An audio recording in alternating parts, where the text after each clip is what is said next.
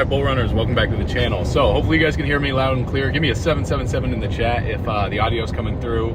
We are on our way to someplace very special right now that I'm going to be sharing with you guys soon. But we got some big news because it's happening with Coinbase. Coinbase just revealed the launch of its new Base blockchain. And although this is not new news, I have some powerful information to share with you guys about what this means for XRP, what the Federal Reserve is doing, what the SEC is about to do, what BlackRock is doing as well too. And so what Base is, it's a Base blockchain. It's often referred to as a layer 2 network. And so layer 2 solutions are designed to scale and improve the efficiency of existing layer 1 blockchains like Ethereum. So these solutions operate on top of a layer 1 blockchain and process transactions off chain in a more efficient manner before settling the final results on the main chain. Now I know that might not make any sense for those of you that haven't been around crypto for a while, and I get it, sometimes it can be even confusing if you've been in crypto for a few years because all this new terminology coming out there. And some examples of layer 2 solutions for Ethereum would be like optimistic rollups and ZK rollups, but there's also the Lightning Network for Bitcoin, there's Polygon, there's IMX, Loopring, and tons of others. So how will this affect the crypto market, and why is this important for XRP? Well, here's a simple analogy. So I can explain this to you guys in a way that everyone would understand the difference between layer 1 and layer 2 in the world of crypto. Now, for the layer 1, so imagine right now, okay, imagine with me for a second, you're at a restaurant. You're at Prime 112, you're at Nobu, you're at Komodo, okay? This restaurant, it's the big bustling place where all the cooking, the serving, the networking, the fine and dining, eating, the business meetings are happening, okay? It's hot, all right? The streets understand that when you eat here, you eat at these restaurants, you're not just another customer that's, going to some basic restaurant. You're a piece of art, okay? You're a real life walking Michelangelo, okay? You're a stud muffin, okay? That's what you are when you eat a fine restaurant. So this is your layer 1. Just as the restaurant is the main hub for all the food activities, a layer 1 blockchain like Ethereum or Bitcoin is the main hub for all the transactions. When you hold one of these, you're considered not just a crypto degenerate that's YOLOing all your money into a meme coin, you're considered a sophisticated investor of the new era, okay? That's what it is for layer 1. Now, let's talk about layer 2. So imagine that you go to a restaurant and they allow a special food delivery service like Uber Eats or DoorDash. When you use these services, you place your order. Instead of cooking your meal right there in the restaurant, they prepare it in a separate, faster kitchen specifically for delivery. So this service is like a layer 2, and it helps the restaurant handle more orders quickly and efficiently without overcrowding the main kitchen for customers that want to dine there in person. So you basically get the same food without needing to put on your nipple pasties or squeeze that iconic dad bod you got back into those dress pants that you used to fit into in college with that button-down shirt that shows, the pit stains when you get too loosey-goosey and out of control on the dance floor, busting out those breakdance moves that you used to have back in college after you eat your sloppy steak for that business meeting at Nobu, okay? So you want to order it at home, you want to eat at home in your sweatpants, you want to watch your Netflix and chill, and you just want a nice meal without having to go out there and put on the whole wine and dine show for those fancy business meetings. So similarly in crypto, a layer 2 solution is like the faster, more efficient kitchen like Uber Eats or DoorDash for transactions, all right? So instead of putting every single transaction directly on the main blockchain or the layer 1 restaurant, layer 2 solutions process many transactions off-chain in a separate kitchen to order to go. So this helps the main blockchain handle more transactions faster at lower costs. And the reason why this is important is because after tons of testing by developers, Base has now opened its doors to the public, marking the dawn of a new era for public companies independently operating distributed networks. And so this innovation could enable Coinbase to not only generate fees from its blockchain, but also tap into potentially substantial revenue from applications built on top of it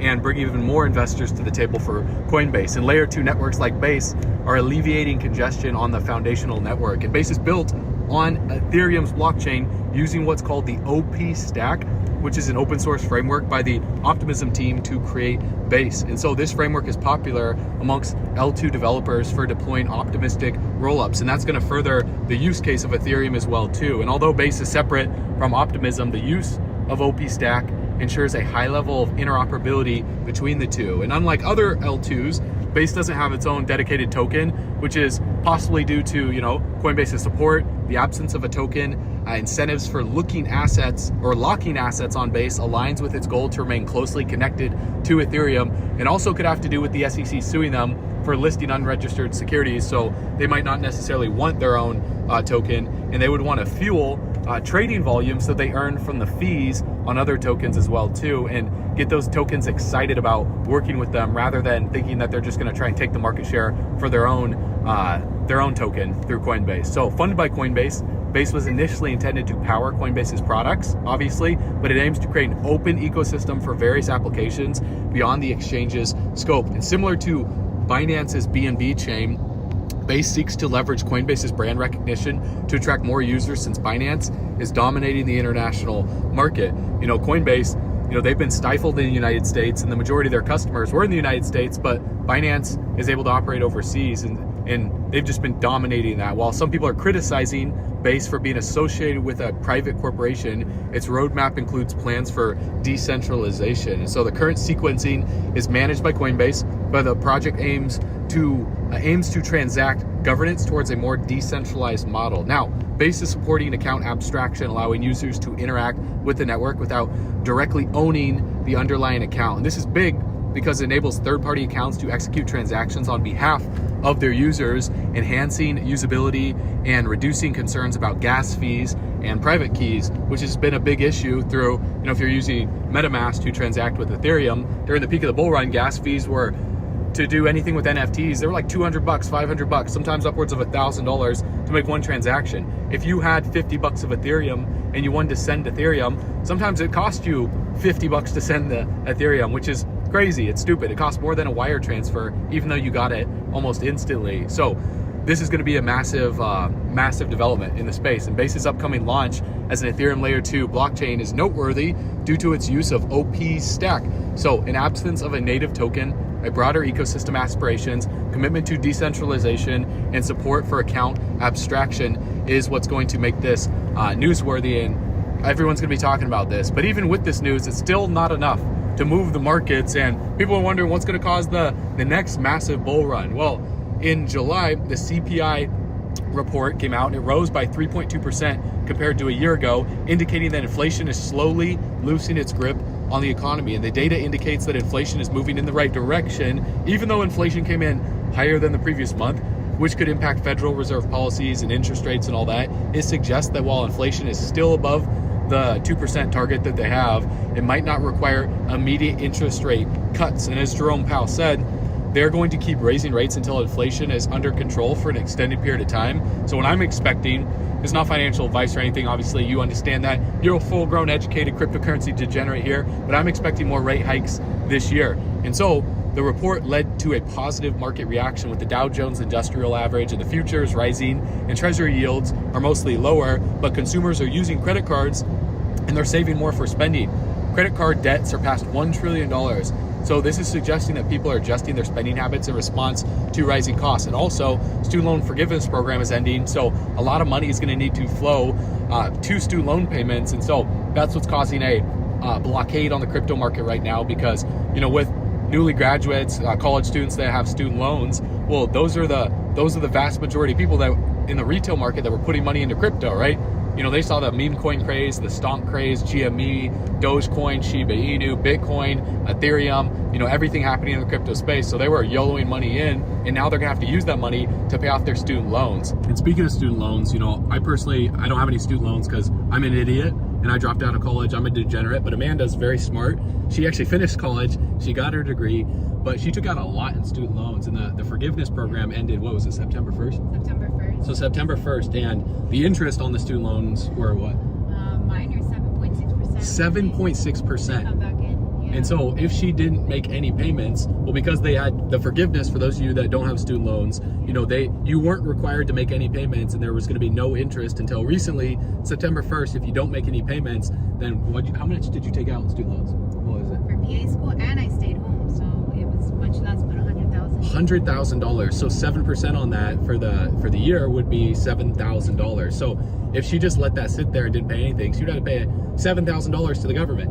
And so if you're just holding money in a bank account and you're not putting that to work for you to generate passive income, to generate interest, to offset that, not only is the 7% interest that she would be paying to the government to pay off the student loans, but she would have to pay inflation interest as well too on the dollar, which is 5, 7, 10%. So you're getting, for anyone that's taking out student loans, you're getting completely hosed because it's unforgivable, right? If you die, you have to pass it on to a family member. So the government, they do that to trap you, to completely lock you in, which is screwed up. And that's why it's so important more than ever before to do what?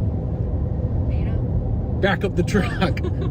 Back up the truck. Economists are becoming more optimistic about avoiding a recession, though, due to recent forecasts for major financial institutions. So in essence, the CPI data indicates that inflation is showing signs of moderation right now, influencing economic policies, wages, and consumer price and consumer spending habits. And since April of 2022, the Federal Reserve has been lowering their balance sheet through quantitative tightening, or QT. So if the Fed continues to tighten on its balance sheet aggressively and it raises interest rates significantly, it would lead to a flight of capital from riskier assets like crypto to more traditional investments that offer higher yields with less volatility like government bonds. So the challenge here is that the higher that the Fed goes in raising rates, the more it could impact economic growth and investor sentiment. And if the more that they tighten their balance sheet, as a result, the Fed might find itself needing to intervene to support the economy time and time again, as they've done in the past, which they could add assets to their balance sheet again.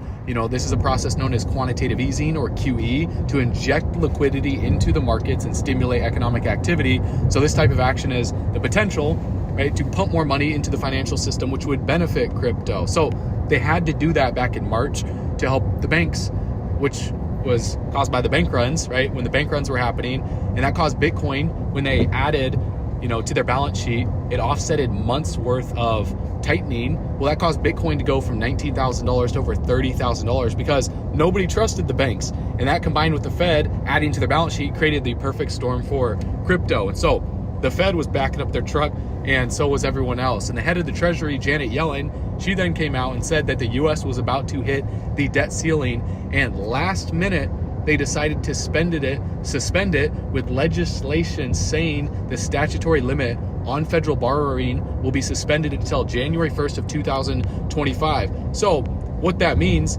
is the last time the United States came this close to the default, right, on their debt to pay their bills was back in 2011. That standoff hammered the financial markets. It led to the first ever downgrade of the government's credit rating and pushed up the nation's borrowing costs. And, Fitch downgraded the credit rating to I believe it was a AA+ from a AAA.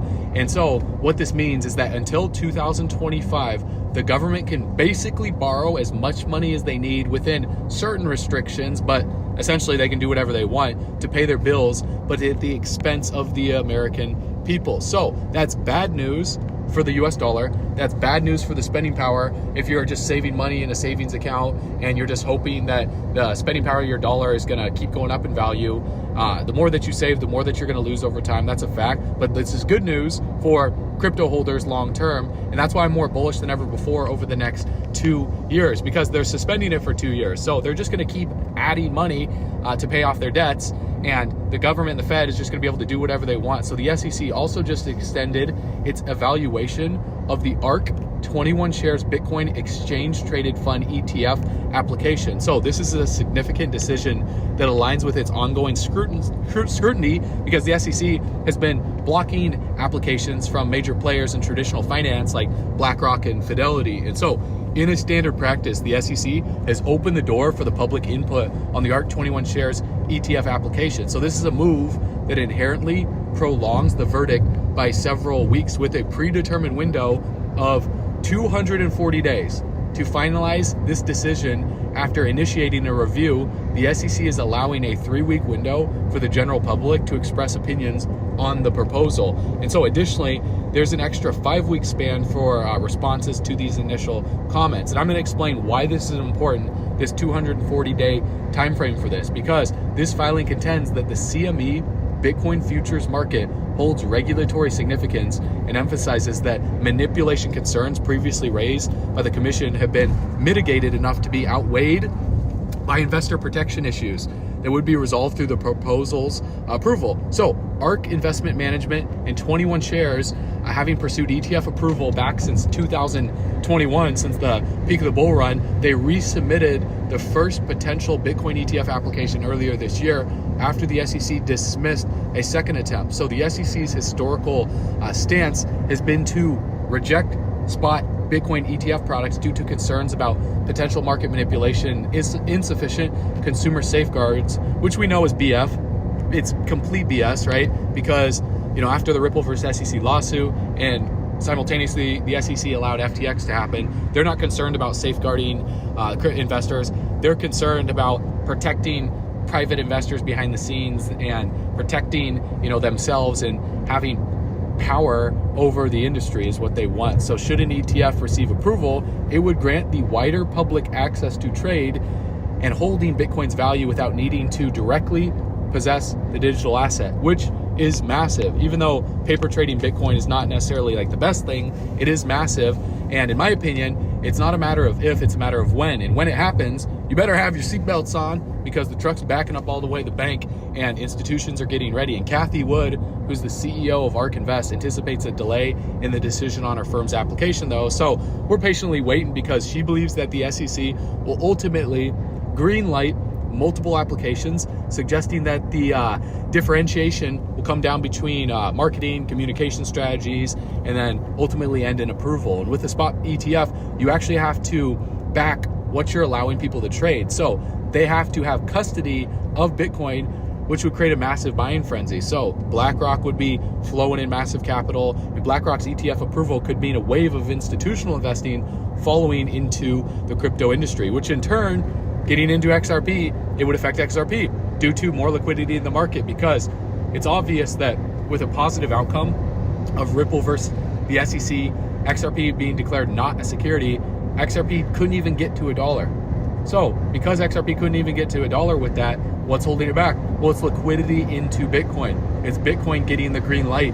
When Bitcoin gets the green light, guess what else gets the green light?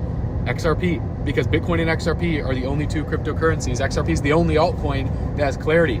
Ethereum is kind of in a gray area, but Ethereum's the next one because of the William Hinman speech saying that Ethereum is not a security. So the SEC would most likely not go after Ethereum because William Hinman kind of screwed that up for them. So right now, timing is key with the Bitcoin halving event looming on the horizon. Bitcoin halving is going to happen around April 26th, 2024. So it's very interesting how the predetermined window of 240 days for the SEC to finalize the ETF decision after initiating a review, well, the halving is 259 days away. So it's around the exact same time. It's after an ETF approval. And historically, after Bitcoin halves, what has the price done? It's gone up, right? So when we saw gold in 2003, the first gold ETF get approved after 2003, gold rose over 500 to about 700%, and gold went on a massive bull run. So could crypto do the same thing? I'm not guaranteeing that the price of XRP, Bitcoin, or Ethereum or altcoins are going to rise based on this. So don't buy, don't sell anything. But either way, what I'm doing is backing up the truck all the way to the bank, grabbing the bags, packing them, stacking them, leaving no bags left behind because the dollar is going down in value. That's a fact.